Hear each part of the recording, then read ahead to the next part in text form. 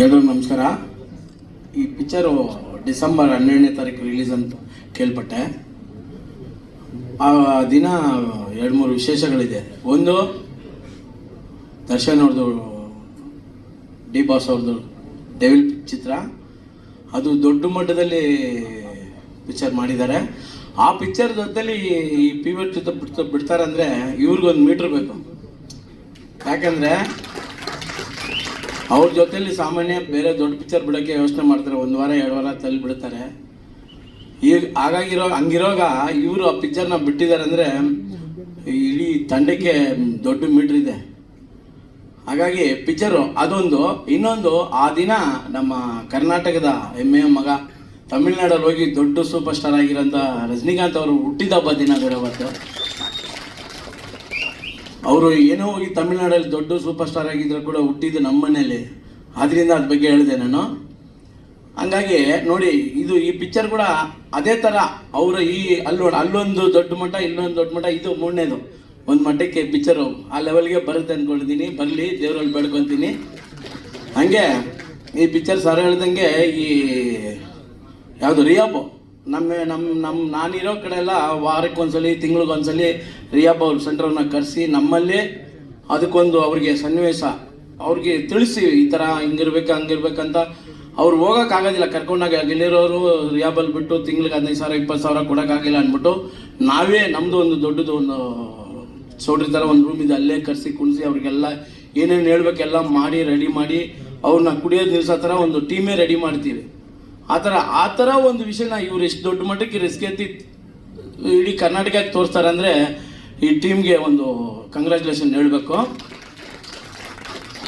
ಈ ಥರ ಒಂದು ಕಂಟೆಂಟ್ಗಳು ಮಾಡೋದು ತುಂಬ ಕಡಿಮೆ. ಯಾಕಂದರೆ ಎಲ್ಲರೂ ದುಡ್ಡು ಮಾಡಬೇಕನ್ನೋ ಒಂದು ಇದೆಲ್ಲೇ ಕಂಟೆಂಟಲ್ಲೇ ಹೋಗ್ತಾರೆ. ಈ ಥರ ಜನರಿಗೆ ಹೋಗಿ ಸೇರುವಂಥ ವಿಷಯಗಳು ಕಡಿಮೆನೇ. ನೋಡಿ, ಇವಾಗ ಇದೇ ಥರನೇ ಭೀಮಾ ಪಿಕ್ಚರ್ ಮಾಡಿದ್ರು, ಗಾಂಜಾ ಇದಂತ ಎಷ್ಟು ದೊಡ್ಡ ಮಟ್ಟಕ್ಕೆ ಹೋಯ್ತು.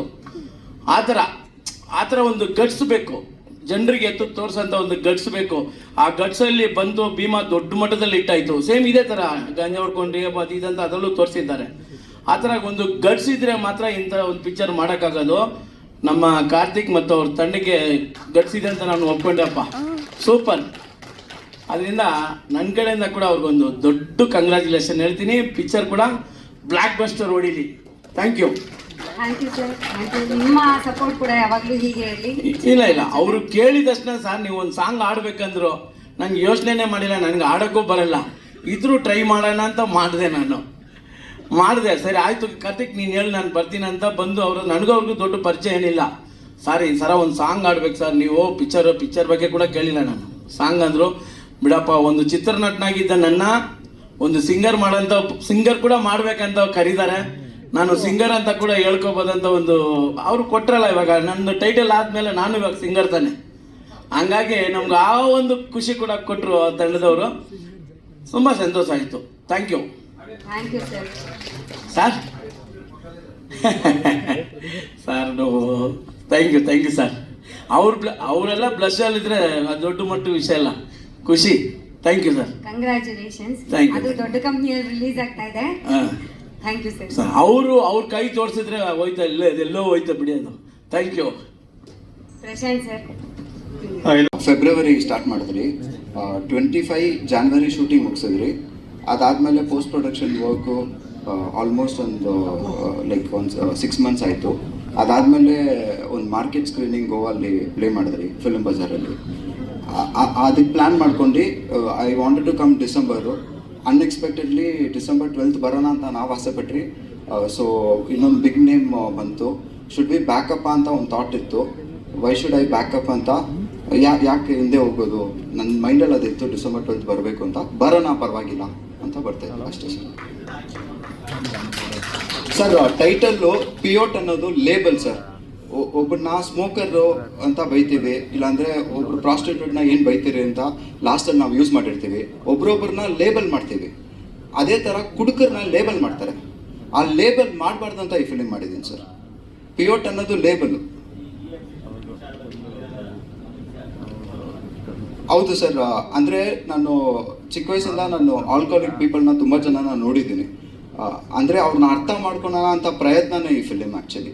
ರಾದರ್ ದನ್ ನಾವೆಲ್ಲರೂ ಜಡ್ಜ್ ಮಾಡ್ತೀವಿ, ಕುಡ್ಕ ಇವನು ಕುಡ್ದು ಸತ್ತೋಗ್ತಾನೆ ಅಂತ.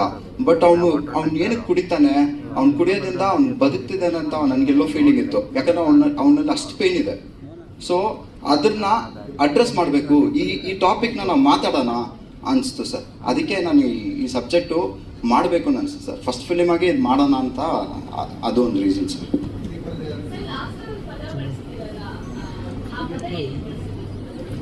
ಮ್ಯಾಮ್, ಒಂದು ತುಂಬ ಇಂಪಾರ್ಟೆಂಟ್ ರೀಸನ್ನಿಂದಾನೆ ಆ್ಯಕ್ಚುಲಿ ನಾನು ಕುಡಿಯೋದಿಲ್ಲ, ನಾನು ಕೆಟ್ಟ ಮಾತು ಮಾತಾಡೋದಿಲ್ಲ.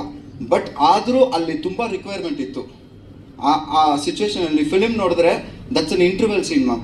ಆ ಇಂಟರ್ವಲಲ್ಲಿ ಅವ್ನ ಲೈಫ್ ಏನೋ ಆಗಿರುತ್ತೆ ಆ ಮೂಮೆಂಟಲ್ಲಿ. ಆ ಒಂದೇ ರೀಸನ್ಗೋಸ್ಕರ ಆ ಪದ ಯೂಸ್ ಮಾಡಬೇಕಾಯ್ತು. ಅದು ಯೋಚನೆ ಮಾಡಿ ಒನ್ಲಿ ರಿಯಾಲಿಟಿ ಬೇಕಲ್ಲ ma'am.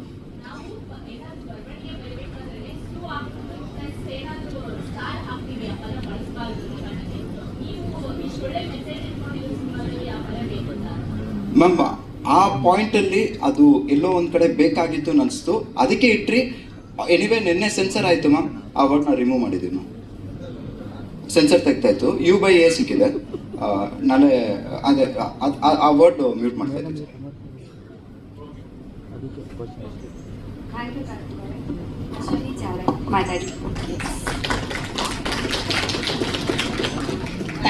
Thank you so much. ಎಲ್ಲರಿಗೂ ನನ್ನ ಪ್ರೀತಿಯ ನಮಸ್ಕಾರಗಳು. So being from Maharashtra, but I would take your permission to speak in English. I'll try to speak in Kannada, but please forgive me if I speak anything. I'm so happy to work with entire Pivotal team, especially Karthik sir and Likhit and all Vikram sir. Everybody has done a lot of efforts in this film. So ನಿಮ್ ಎಲ್ಲರೂ ನನ್ನ ಸಿನಿಮಾಗೆ support ಬೇಕು.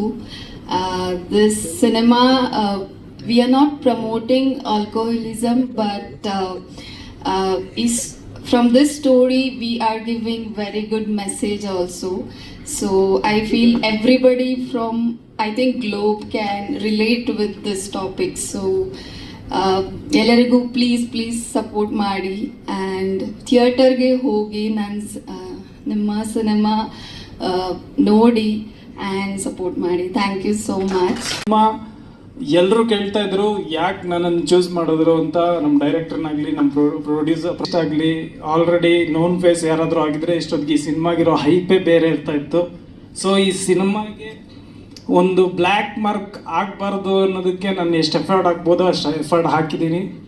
So ಈ cinema ಏನಾದರೂ ಗೆದ್ದರೆ ನಮ್ಮ team, ನಮ್ಮ ಡೈರೆಕ್ಟ್ರು, ನಮ್ಮ ಟೀಮ್ ಎಲ್ಲ ಕೆಲಸ ಮಾಡಿರೋರು ಅವ್ರ ಕ್ರೆಡಿಟ್ಸ್ ಇರುತ್ತೆ. ಈ ಸಿನಿಮಾ ಏನಾದರೂ ಹೆಚ್ಚು ಕಡಿಮೆ ಆದರೆ ಅದೆಲ್ಲ ಏನಂತಾರೆ ಬ್ಲೇಮ್ ನನ್ನ ಮೇಲಿರುತ್ತೆ. ಬಿಕಾಸ್ ಕಾಸ್ಟಿಂಗ್ ತುಂಬ ಇಂಪಾರ್ಟೆಂಟ್ ಆಗುತ್ತೆ ಅಂದ್ಕೊತೀನಿ. ಅದು ಬಿಟ್ಟರೆ ರಿಯಾಬಲ್ ಶೂಟ್ ಮಾಡಿದ್ದು ಹೆಂಗೆ ಹೆವಿ ಸೈಕ್ ಆಗಿಬಿಟ್ಟಿದೆ ನನಗೆ. ಸೊ ರಿಯಾಬಲ್ ಶೂಟ್ ಮಾಡಿದ್ದು ಹೆಂಗಿತ್ತು ಅಂದರೆ ಅಲ್ಲಿ ಯಾವುದೇ ಸ್ಕ್ರಿಪ್ಟೆಡ್ ಆಗಿ ಯಾವುದು ಶೂಟ್ ಮಾಡಿಲ್ಲ ನಾವು ಎಲ್ಲ. ಬಿಕಾಸ್ ಅವ್ರು ಯಾವ ರೀತಿ ಬದುಕ್ತಾ ಇದ್ರು ಆ ಥರ ನಾನು ಒಬ್ಬನಾಗಿ ಬದುಕಿದ್ದೀನಿ. ಸೊ ಅದನ್ನು ಇವ್ರು ಕ್ಯಾಪ್ಚರ್ ಮಾಡಿದ್ದಾರೆ. ಸೊ ಅದಾದ ದಿನದಿಂದ ಇವತ್ತವರೆಗೂ ನನಗೆ ಕುಡಿಯೋಕ್ಕೆ ಮನಸ್ಸೇ ಬಂದಿಲ್ಲ. ನಾನು ಆಲ್ಕೋಹಾಲ್ ಕ್ವಿಟ್ ಮಾಡಿದ್ದೀನಿ ಅವತ್ತಿಂದ. ಆ ಥರ ಒಂದು ಎಕ್ಸ್ಪೀರಿಯನ್ಸ್ ಅಲ್ಲಿ ನಂಗೆ. ಸೊ ನನ್ನ ಮನ್ಸಕ್ಕೆ ಬಂದಿದ್ದು ಹೇಳ್ತಾ ಇದ್ದೀನಿ, ಏನಂತ ತಪ್ಪಾದರೆ ಕ್ಷಮಿಸಿ, ಸೈನ್ಯ ಕೇಳ್ಬೋದು. ಇದಕ್ಕೆ ಮುಂಚೆ ನಾನೊಬ್ಬ ಫೈಟರಾಗಿ ಕೆಲಸ ಮಾಡ್ತಾಯಿದ್ದೆ ಸರ್. ಒಂದು 20 ಸಿನಿಮಾದಲ್ಲಿ ಫೈಟರಾಗಿ ಕೆಲಸ ಮಾಡ್ತಾಯಿದ್ದೆ. ಮತ್ತು ಡೈರೆಕ್ಷನ್ ಡಿಪಾರ್ಟ್ಮೆಂಟಲ್ಲಿ ಕೆಲಸ ಮಾಡ್ತಾಯಿದ್ದೆ, ಶಾರ್ಟ್ ಫಿಲಮ್ಸ್ ಮಾಡ್ತಾಯಿದ್ದೆ. ಸಿನಿಮಾ ಲೀಡಾಗಿ ಇದೆ ಫಸ್ಟ್ ಸಿನಿಮಾ. ಅದು ಕಾರ್ತಿಕ್ ಅವರು ನನಗೆ ಅವಕಾಶ ಕೊಟ್ಟಿದ್ದಾರೆ ಸರ್. ಇದು ಆ್ಯಕ್ಚುಲಿ ನಾನು ತುಂಬ ಕಮರ್ಷಿಯಲ್ ಮಾಸ್ ಸಿನಿಮಾನೇ ಮಾಡಬೇಕು ಅಂತಲೇ ಇಂಡಸ್ಟ್ರಿಗೆ ಬಂದಿರೋನು. ಬಟ್ ಯಾವಾಗ ಈ ಸಬ್ಜೆಕ್ಟ್ ಕೇಳಿದೆ, ಒಬ್ಬ ನಟನಾಗಿ ನನ್ನನ್ನು ಪ್ರೂವ್ ಮಾಡ್ಕೊಳ್ಳೋಕ್ಕೆ ಇದಕ್ಕಿಂತ ಬೆಸ್ಟ್ ಸಬ್ಜೆಕ್ಟ್ ನಂಗೆ ಸಿಗಲ್ಲ ಅನಿಸ್ತು. ಸೊ ಅದಕ್ಕೆ ಈ ಸಿನಿಮಾ ಮಾಡಿದ್ದು. Thank you so much sir. Thank you. ಒಳ್ಳೆಯದಾಗಲಿ ಲಿಖಿತ್ ಅವರೇ. ನಾನು ಕೇಳಿದ್ದೀನಿ, ಭಾಳ ಜನ ಹೇಳಿದ್ದಾರೆ ರಿಯಾಬ್ ಅಂತಿದ್ದಾರೆ, ಈ ಥರ ಹೆಚ್ಚಿಗೆ ಆಲ್ಕೋಹಾಲಿಕ್ ಆದವ್ರಿಗೆ ಕರ್ಕೊಂಡು ಹೋಗ್ಬಿಟ್ಟು ಟ್ರೀಟ್ಮೆಂಟ್ ಕೊಡ್ತಾರೆ ಅಂತಂದ್ಬಿಟ್ಟು. ಇದು ಒಳ್ಳೆ ಮೆಸೇಜ್ ಕೊಟ್ಟಿದ್ದೀರಾ. ಸಾಕಷ್ಟು ಕುಟುಂಬಗಳು ಹಾಳಾಗಿದೆ ಇದರಿಂದ. ಸೊ ಅಲ್ಲಿ ಹೋದಾಗ ಏನಾಗುತ್ತೆ, ಮನೆ ಪರಿವರ್ತನೆ ಹೆಂಗಾಗುತ್ತೆ ಅಂತ ಈ ಸಿನಿಮಾ ತೋರಿಸಿದ್ದೀರಾ ಅಂತ ಅನ್ಕೊಂಡಿದ್ದೀನಿ ನಾನು. I wish you all the best. God bless you. Thank you so much. Thank you sir. Thank you.